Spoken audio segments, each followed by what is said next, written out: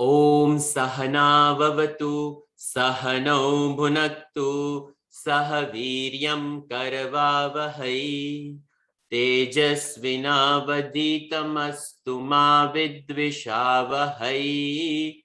Om Shanti Shanti Shanti.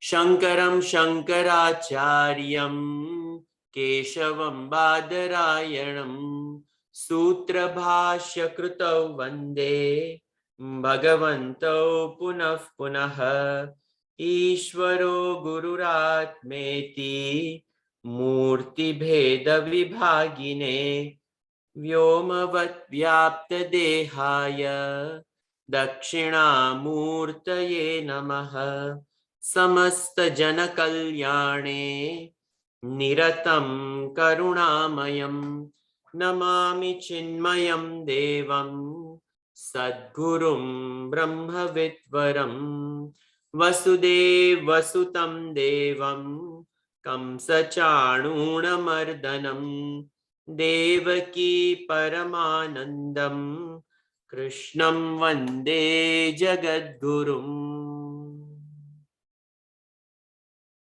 Om Shri Krishna Paramatmane Namaha. Hari Om. We were seeing some of the qualities of a self-realized soul.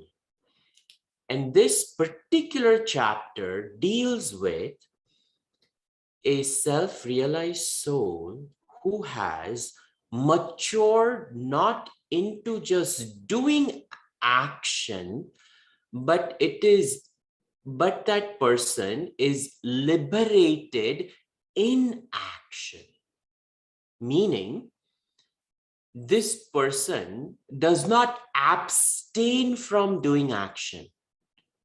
They will continue to do whatever life demands out of them without any hesitation. There will be absolutely no complaint, nor will there be a sense of guilt or regret or anger. They accept the fact that this divine instrument of this body, mind, and intellect has been presented to the world to better the world. Knowing that I only temporarily house this equipment, that I'm not actually the owner of this equipment.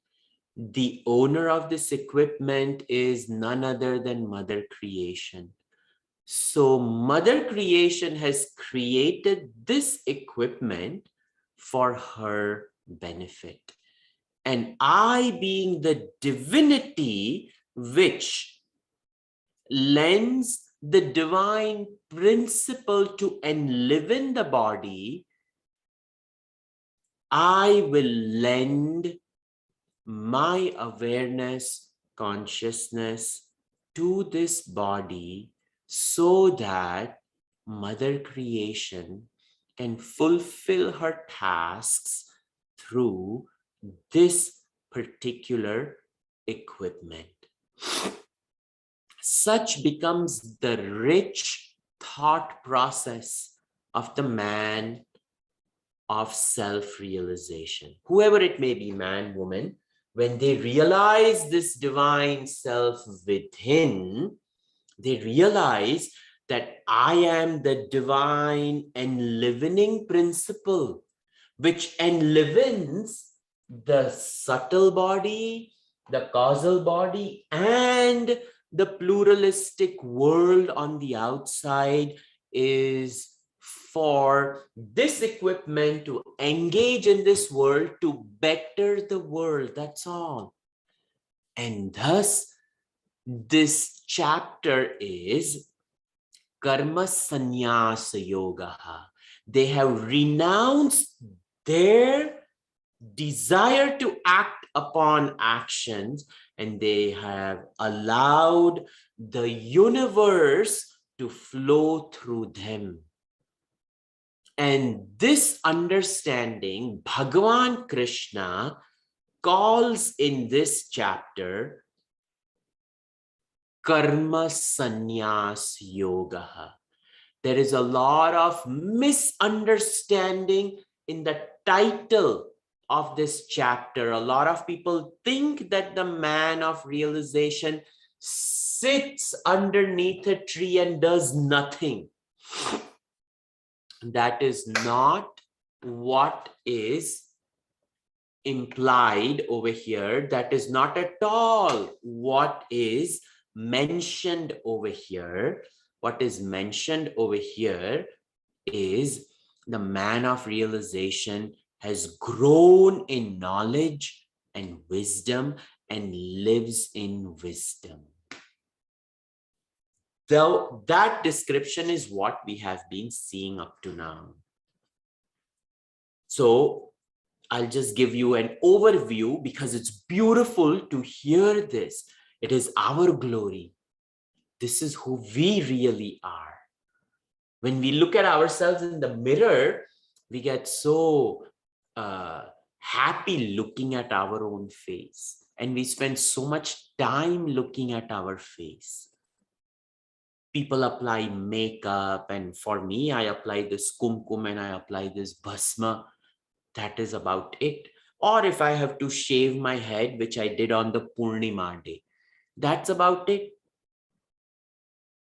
But there are people who look at the mirror and they are fascinated by their own form and they apply layers and layers of makeup. What a man of realization does is when he looks at the mirror, he removes the makeup of creation. And the makeup of creation is this body.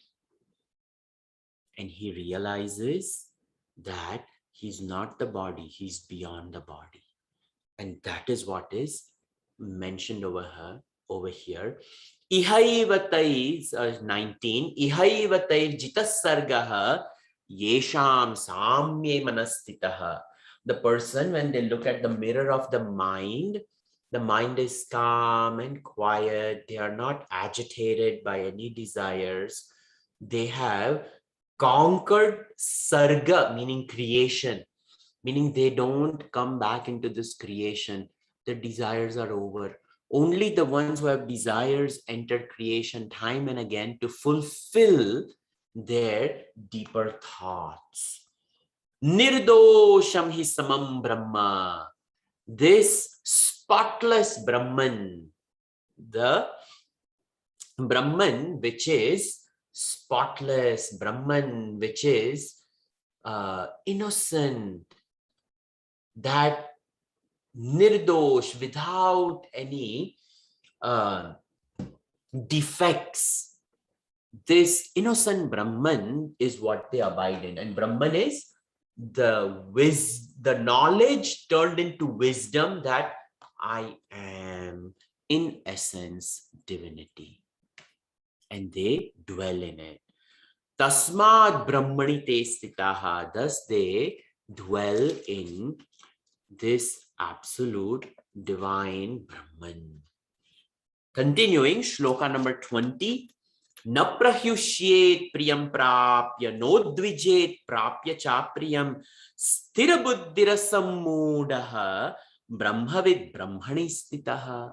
The knower of Brahman over here, na prahyushyet priyam prapya. When they attain something which is dear to them, they don't become all excited, nor do they become all sad and dejected when they acquire something which is not in line of what they desire. Actually, desire is gone.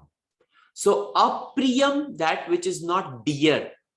So when they attain something which is not dear, they don't become all sad and angry and upset. No, they are calm on the inside because the mind has been emptied of all desires.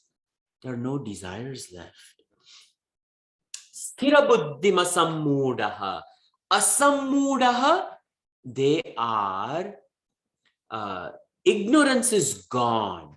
So there is no confusion, is called asammudaha, the one who is not deluded by the illusion of Maya. Asammudaha sthira buddhi. This intellect is also calm, quiet, abides in this wisdom. And such a person, Brahmavit, the knower of the truth, abides over here in the knowledge of the truth. Brahmavit, Brahmani stitaha. Brahmavid, the knower of Brahman, who knows the buddhi, the mind, the ego, which has been purified. Very little remains to identify that, I happen to have this body, but I'm not the body. After knowing and realizing the truth, a doctor will be a doctor, an engineer will be an engineer, a teacher will be a teacher, a householder will be a householder. Whatever vocation a person exists in, that will continue, except they are the knowers of truth and they know they are not of this world or from this world. They have been given a privilege to serve the world. That's all. But in fact, they are the knowers of the truth. And Brahmani stitaha, they dwell over here. Living in this world, they know they are the dwellers of the all-pervading truth. They are not the dwellers of planet Earth. Temporarily, yes.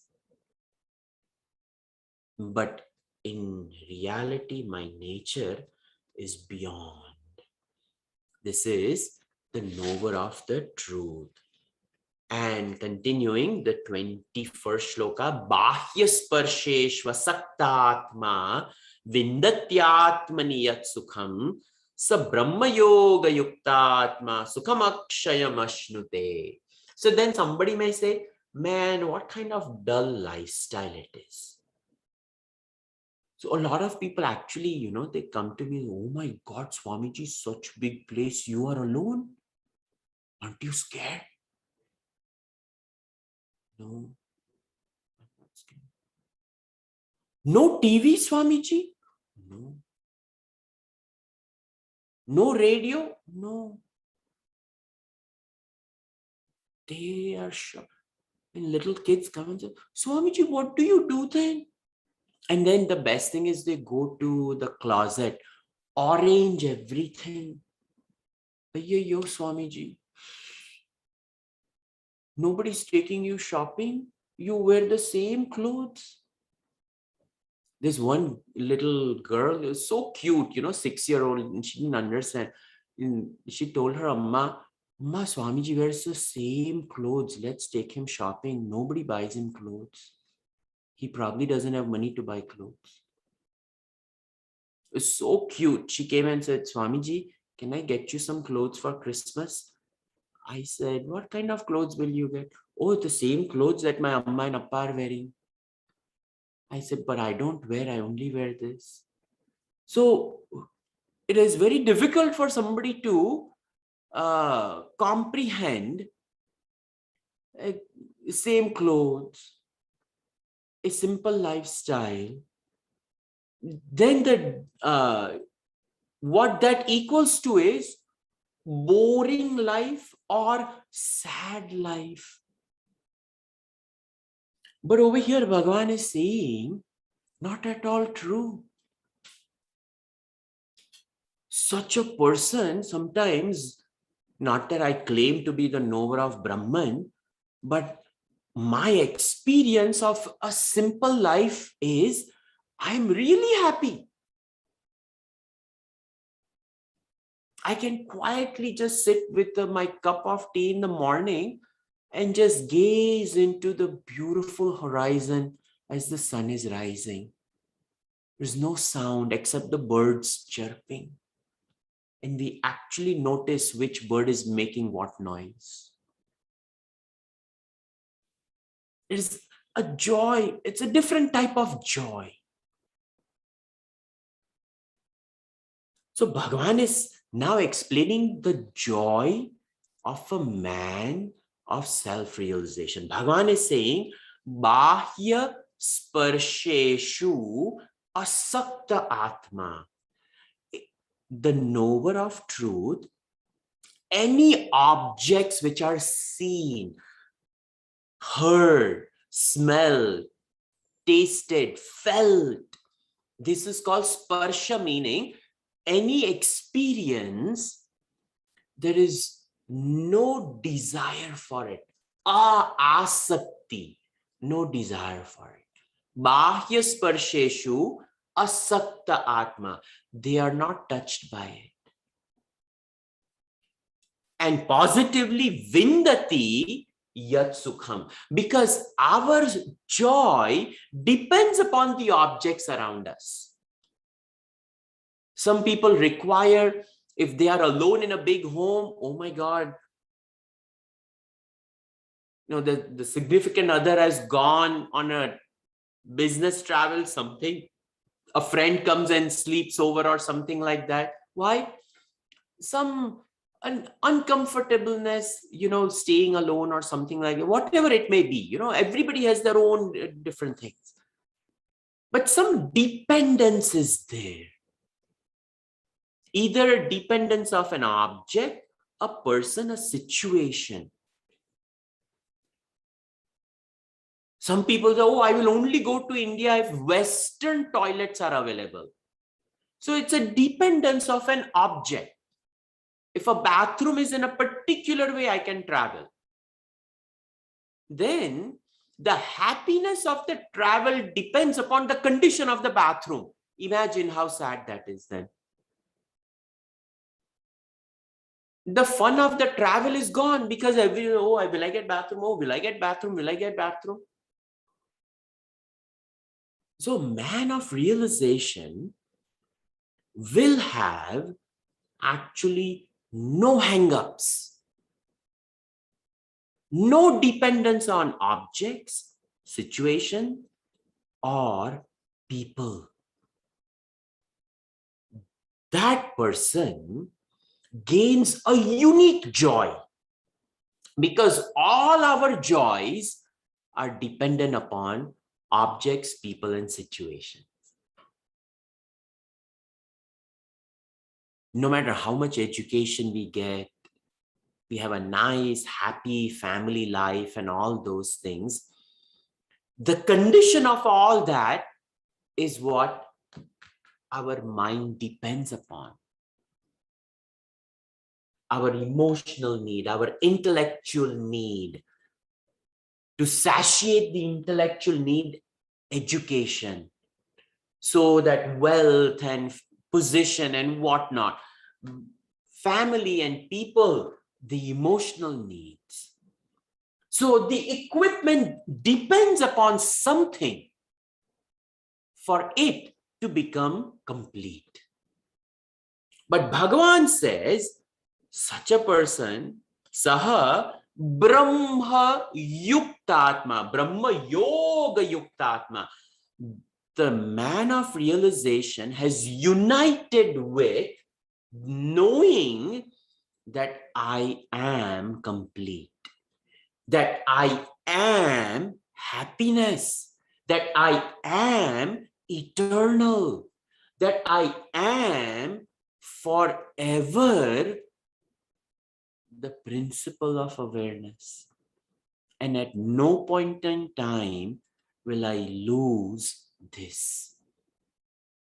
This understanding is what gives this person akshayam sukham ashnute, non-decaying happiness, which is eternal, is the gain of a man of knowledge who has renounced all ignorance, who has dumped all vasanas.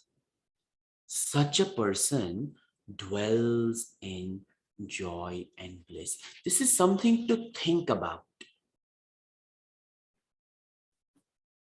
We have dependence on so many different things. I myself try to change my morning routine because that also becomes dependence. Like asking for tea, going for a walk. We become habituated to a lifestyle without thinking. So we have to really pay attention to it. What does it feel like if I don't have soap to take bath one day? Can I do that? So many things we can do.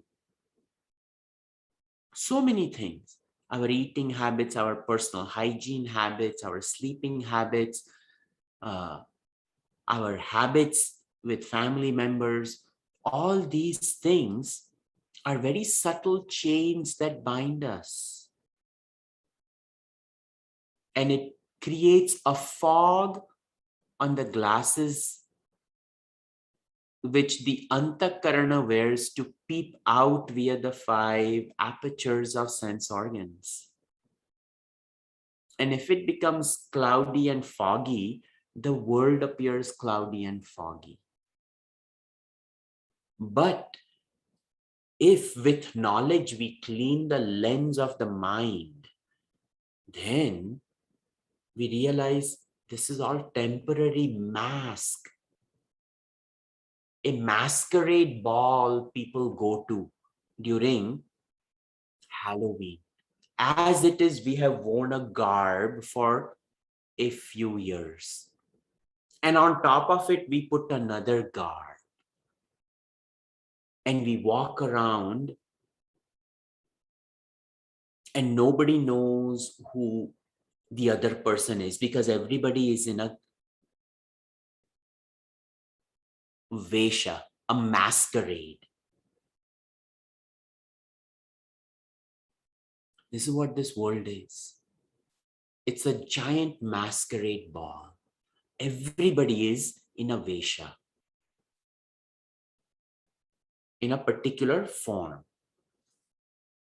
Bhagavan says, the man of realization realizes the whole thing is an illusion. And they depend upon the higher self for being complete, being content, all type of emotional dependence is on myself, not on anybody else. And such a person is complete.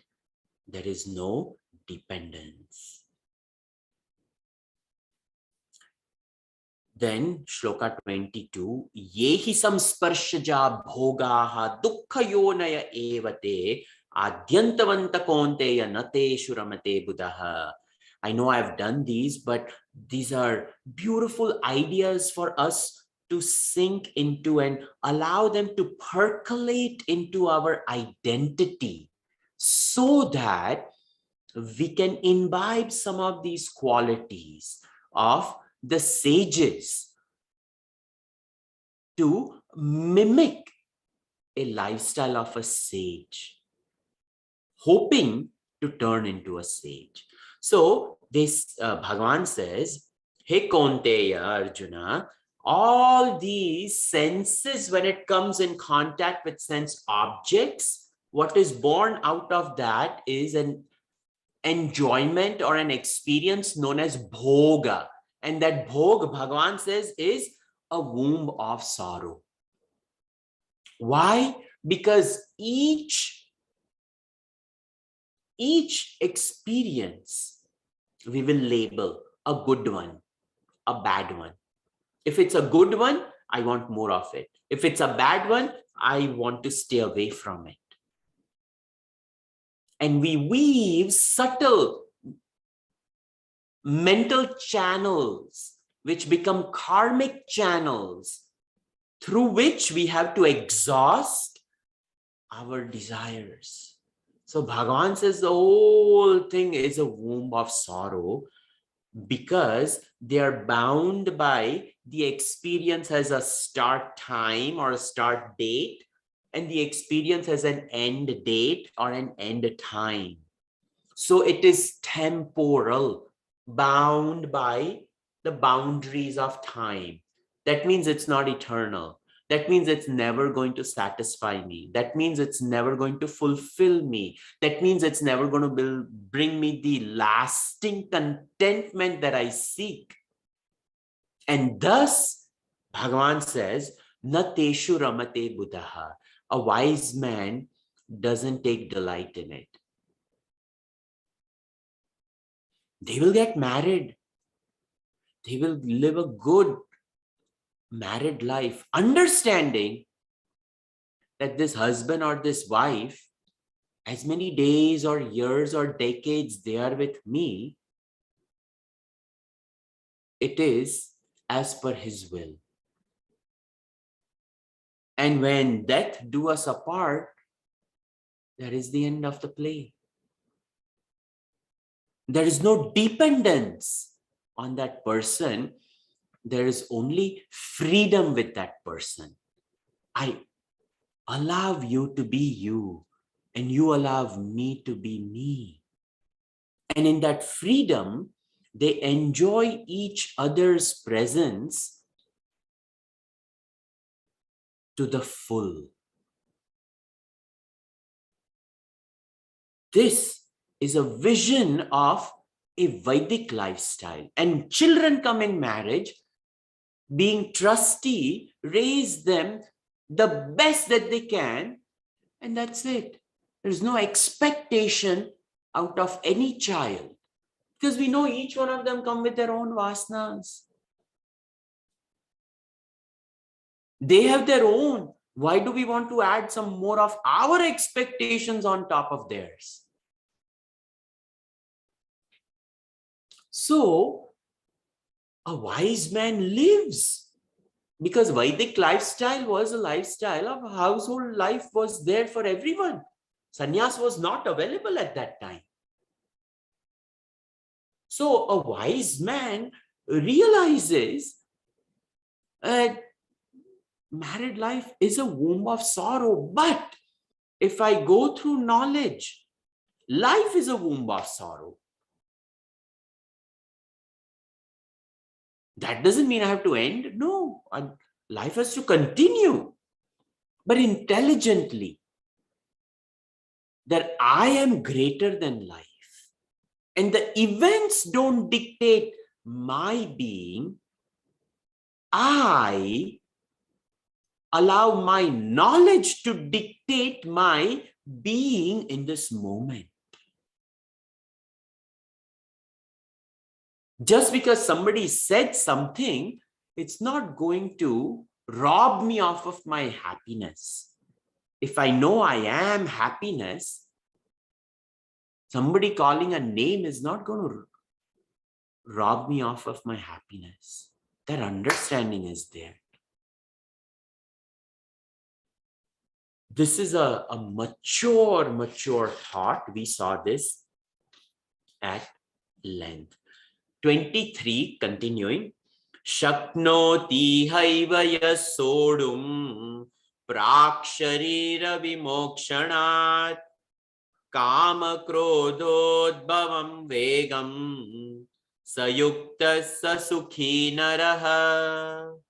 Bhagavan says, Yaha Sharira vimokshanat, before the body falls. Sharira, body, vimokshanat, before it dies.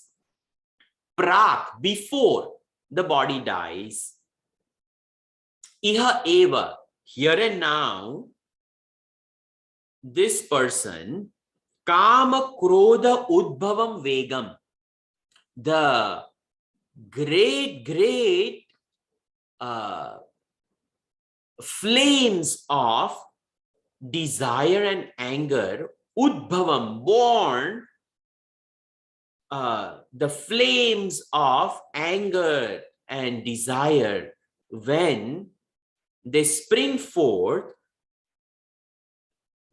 if that person is able to yaha shaknoti ihaiva sodum, in case if they are able to withstand the anger and desire born out of this personality from innumerable past births, but out of knowledge, they are able to keep that under control and they are able to conquer it before they die. Such person holds the key to happiness. Saha, Bhagavan says, yuktaha, integrated at the level of inner equipment, mind and intellect is integrated, yuktaha, and sasukhi naraha, such a person is happy. We will never be happy with desires flaming within. Just by acting on a desire, we don't become happy.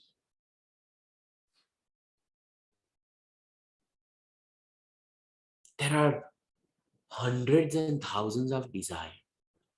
If we act on all of them to be happy, we will be exhausted.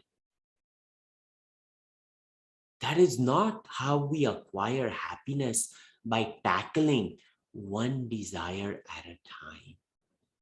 Bhagavan says the key to happiness is to conquer desires.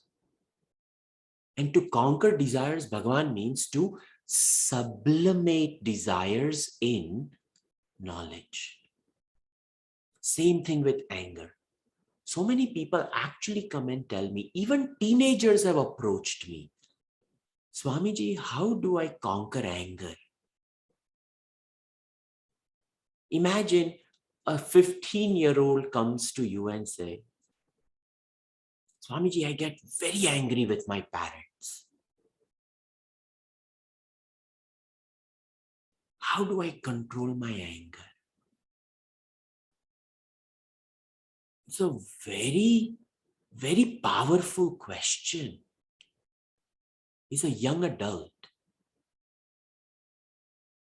a maturing teenager, just 15 years old, realizes the pitfalls of anger, and that too, the brunt of it is towards the two people who are taking care of him or her, mother and father. How do I conquer anger? Unfortunately, I don't have a solution to conquer anger except knowledge.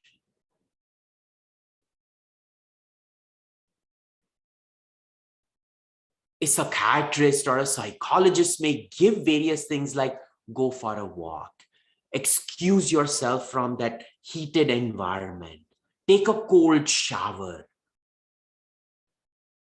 These are all valid things that they are suggesting, and it's right. Don't put yourself in this confrontational situation. You can take time out. You can ask your parents, give me some time, give me some distance. Yourself, you can excuse yourself to your room. Think about what is going on. But the only way to actually nip the anger from the bud is knowing I am happiness. I am complete. Anger is there because a desire was not fulfilled. The parents stood between me and what I want.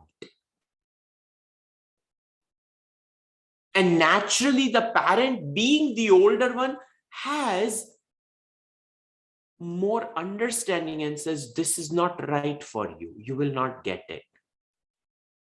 But a 15-year-old is fixated on having it,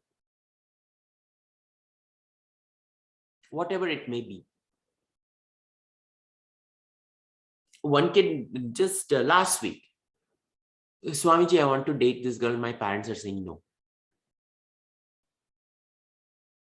They think dating is wrong. Now all my friends have girlfriends. I don't have a girlfriend. I said, yes, this is an Indian parent problem. I agree with you.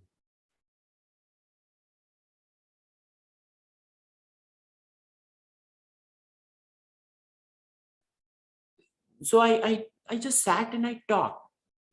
I said, what do you see in a relationship with a girl that you want to have?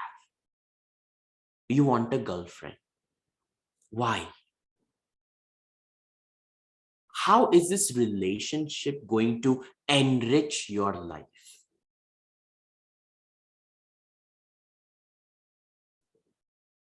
He thought about it and he said, yeah, Swamiji, I didn't think about all these things. I said, right now, what is going to enrich your young mind is what your parents are telling you to do, studies. It will allow your mind and intellect to explore. Dating you can do. I'm not myself against it. But I agree with your parents on this, that give some time.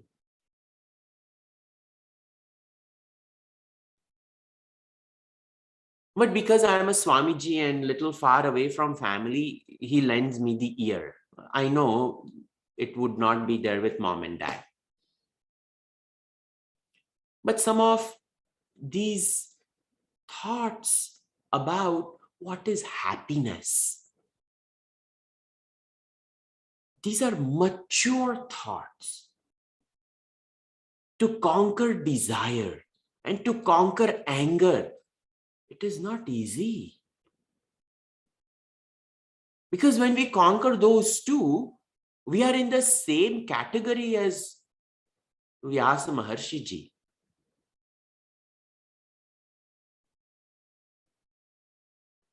Vyasam Vashishta Naptaram Shaktev Pautrama Kalmasham Parasharatmajam, or the whole lineage of Acharyas.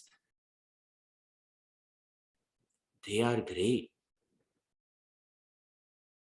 because they worked with their own mind. So Bhagavan is saying the key to joy and happiness is to conquer one's own anger and desire. Actually, he said the same thing in 3rd chapter. Kamesha Krodesha Rajogana Samudbhava Mahashano Mahat Papma Vidyanam Iha Vairanam. Same thing he's repeating chapter 5. In fact, he will repeat the same thing in chapter 18. But as Bhagavan goes and weaves through the tapestry of 18 chapters, the subtlety grows in our understanding. And thus, like carom, we are able to push the desire off into a hole far away. It takes time. We cannot conquer desires. This is how Prakriti keeps herself going with desires. So, Bhagavan says, in case if one is able to, Shaknoti haiva yah sodum, in case if they are able to conquer here and now, prak sharira vimokshana, before the body dies, the rising flames of passion, desire and passion, kam and krodha, sayuktaha, such a person is integrated. Such a person is happiness. Very deep shloka. Continuing, shloka 24. Yonta sukhontara ramaha tathantar jyotirevayah sayogi brahma nirvanam brahma bhuto digacchati. Bhagavan says, such a person, yaha anta sukhaha anta ramaha. Antara Rama, the person who within, inside meaning within the kingdom of the mind itself, the one who is able to be content inside without any external dependence. Tatha antar jyotirevayah, with the flame burning, ever yoked to the awareness. Such a person is yogi. And Brahma Nirvanam, such a person is absolutely free. In fact, Nirvana, their freedom, absolute freedom. What type of freedom? Moksha, it is said over here. Brahma bhuta iti gacchate. Such a person qualifies themselves to merge with Brahman, attain Brahman here and now. The one who is fulfilled within, who is fulfilled within with joy and happiness. And the fulfillment comes with absolute contentment and completion. They don't feel there is anything void in them. There's no sense of incompleteness. All our actions are born out of a sense of incompleteness. Gurudev used to say, I plus I want equals I am complete.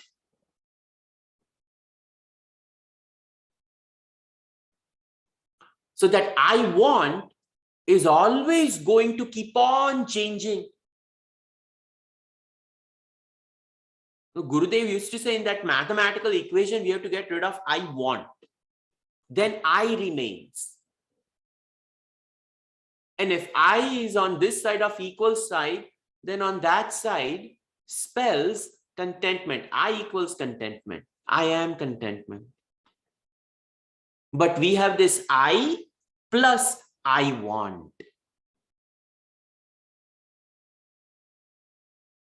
So that I, capital I, is what is over here mentioned as Saha Yogi. Saha Brahma Nirvanam. That capital I is always free. Brahma Nirvanam. That capital I is Yuktaha, ever united with the higher.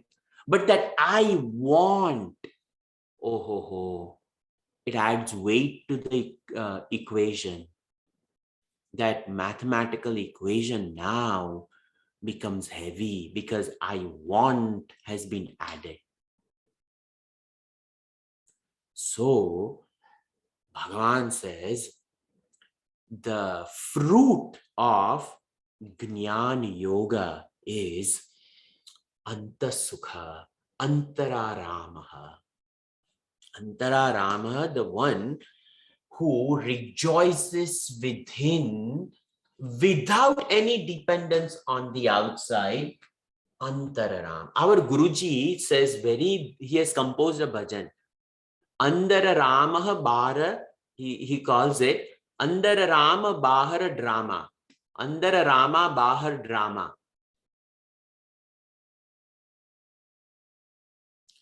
Inside we should know it is Rama.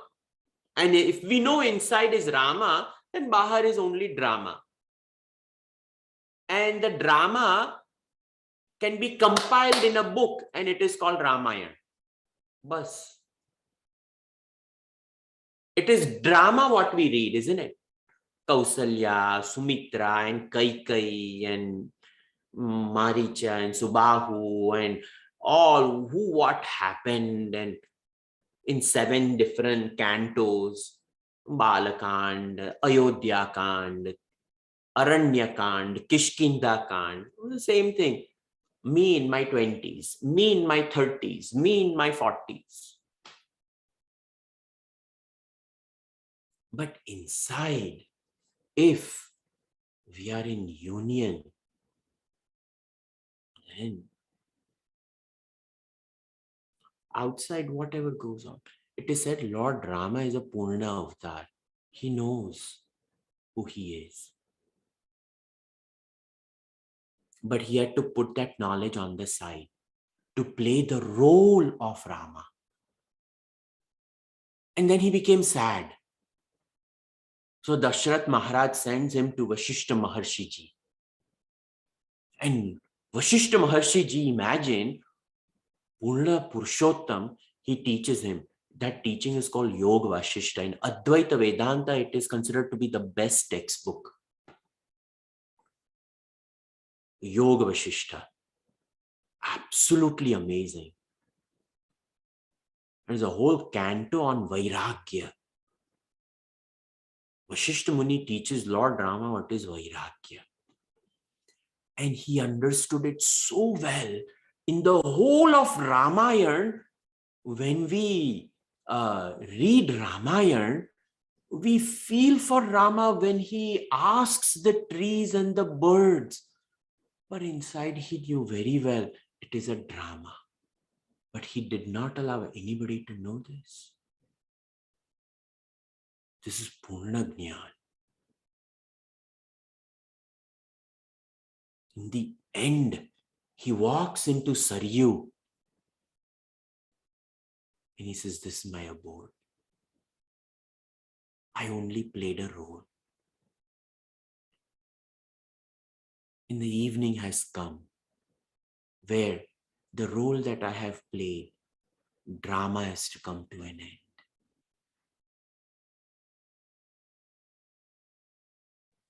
So, a man of self-realization, Antara Rama. That's why bhajan, Atma Rama, Ananda Ramana, that Atma Rama, what's plays in the kingdom of our heart is the actual Ram. So such a person realizes here and now. Shloka 25. Labante Brahma Nirvanam Rushaya Kshina Kalmashaha Chinnadvaidayatatmanaha Sarvabhuta Hiterataha.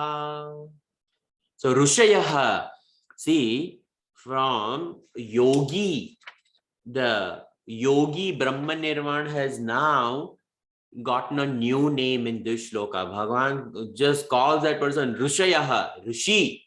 And the definition of Rishi is Rishati Janati Atma Chaitanyamiti Rishi. The definition of Rishi is the one who knows the absolute awareness.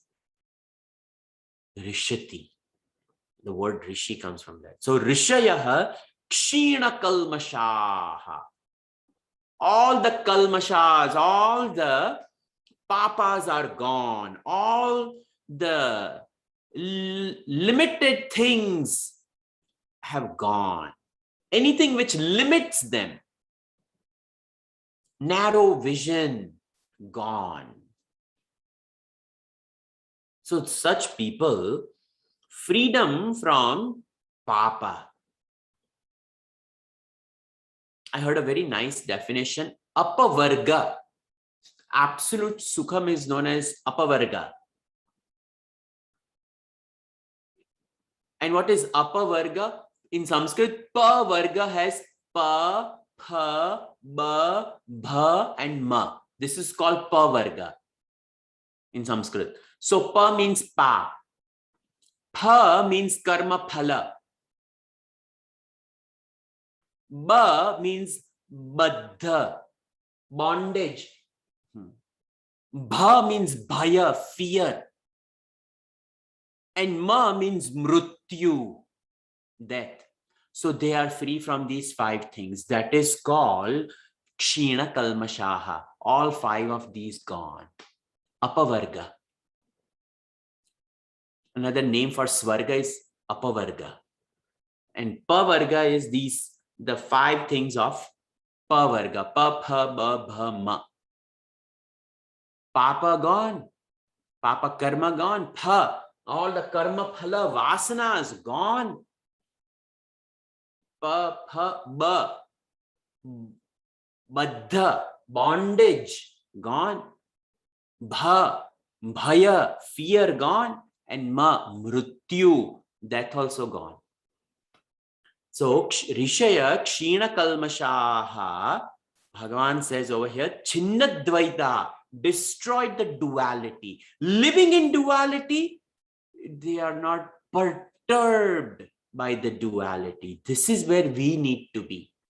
We have to live in this world. We have to dance to the tune of this world and yet be far away from this world on the inside. This comes with practice. It doesn't come just like that. Knowledge is required. Every time something happens in our life, we have to bring our knowledge and understanding into practice. Chinnadvaita yatatmanaha. Effort, yata atmanaha, the one who puts in a colossal effort, self-effort. It is called Purusharth. Without effort, Bhagavan's grace will not happen. That is the thing. Bhagavan is willing to bless us, grace us, but we have to put some effort. So, yatatmanaha sarva bhuta hite rataha, the one who only wills good for others. Sarva bhuta hita, welfare, hita, welfare of all beings. Rataha, they only wish well for others. Labante Brahma Nirvanam, such people attain the kingdom of happiness here and now.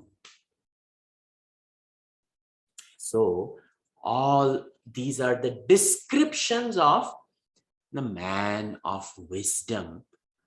And such a person continues to do all the actions. More shlokas like this we find in Yoga Vasishtha. Beautiful, beautiful textbook.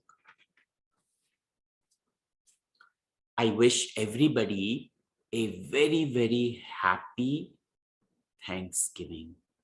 Spend time with your families. Enjoy the wealth of each other's company, because we don't know how long the company lasts. It is a gift from Bhagavan. Enjoy this time. It is the greatest gift we can give to someone, not packed up in a box underneath a tree. That on, Christmas Day, 25th, people open. But the greatest gift is a gift of time. When we spend time with people, we acknowledge their presence. Just as much as we are Brahman, I am Brahman, so is the other person. We may know it, and if they don't, It's okay. They are in their journey. Give them your wishes, your love, and leave it at that. We have to learn to live like a man of realization. We may not have that knowledge or understanding, but by reading, we can invite it. So, this Thanksgiving, the pilgrims who came and settled in this country, they wanted to thank for a new life, new adventure, new experiences. These last 2 years have brought us a lot of new experiences. The first and foremost, I'm coming to you virtually. This is a new experience. So acknowledge all that has happened, forgive people, unconditionally love them, and uh, be happy. Be happy. Sarve bhavantu sukhinah, sarve santu niramayaः, sarve bhadrani pashyantu, ma kaschit dukha bhag bhavet. Om Shanti Shanti Shanti. Harihi Om Shri Gurubhyo Namaha. Harihi Om. Hari Om. Hari Om. We will meet week after next.